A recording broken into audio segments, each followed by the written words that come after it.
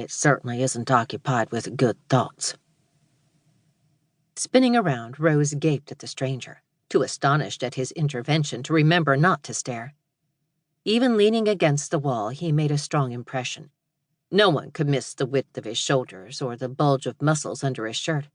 His large hands and thick, powerful fingers gave the impression of boundless energy. But his expression affected her even more strongly. His black eyes, utter confidence in their depths, stared at Luke with icy contempt. No muscle quivered in his temple. No muscle emphasized the line of his jaw. No muscle clamped his jaw tight. His face showed no expression at all. Only his eyes. "You stay out of this, mister," Luke warned. "This is between me and the lady."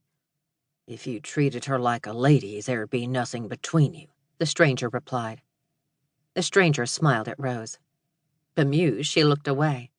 "I've been patient with you 'cause you were a Johnny Reb," Luke said. "But I don't put up with nobody butting into my business." "I have no interest in your business," the stranger assured him. "I'm only concerned with the young lady. She has asked you to let her go." "This here ain't no lady." "You just said she was. Are you a liar as well as a bully?" Rose gulped. Calling Luke a liar was the same as an open challenge.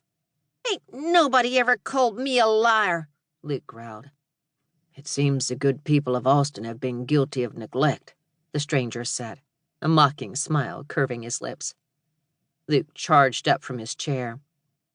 "Luke, I don't think you ought to—" But Luke paid no attention to Rose.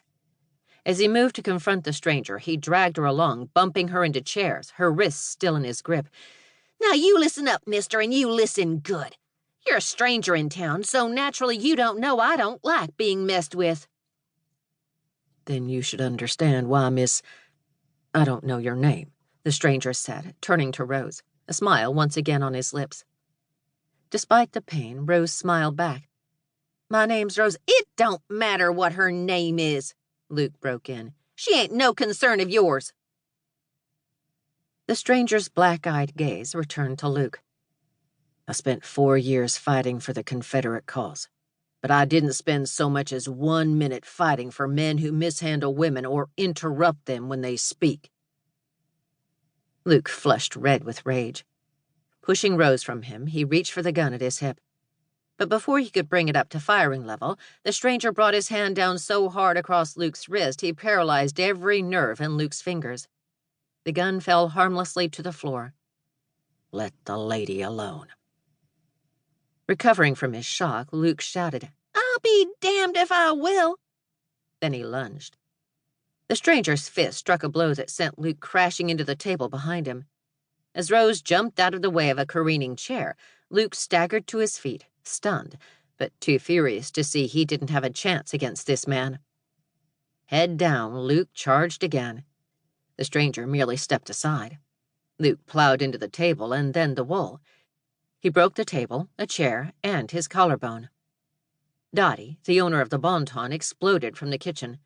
"I won't have anybody breaking up my place," she screamed in a shrill voice as she surged toward the cause of the disturbance. "You'll pay for this." "Take it out of his pockets," the stranger said, indicating the prostrate Luke with an indifferent glance. "And bring this young lady, Rose, a cup of strong coffee." Rose didn't understand why the sound of her name on this man's lips should render her immobile. Or could it be the smile that still hovered on his lips? How about the warmth in his eyes? "I don't pay her to sit down," Dottie screeched. "Neither, I imagine, do you pay her to take abuse from your customers," the stranger countered, giving Dottie a look quite as severe as the one he had directed at Luke only moments before. "She needs a few minutes to regain her composure." "And if I refuse?" He turned his gaze to the broken chair. "I don't imagine you'd have many customers if all your chairs were reduced to kindling." Dottie eyed the stranger with malevolent intent, but much to Rose's surprise, she apparently decided it would be wiser to deal with a comatose Luke than this imperturbable man. She rifled Luke's pockets, removing more than enough coins to pay for her broken furniture. "Get rid of him, and I'll bring the coffee," she said, and departed without a backward glance. "Are you his friends?" The stranger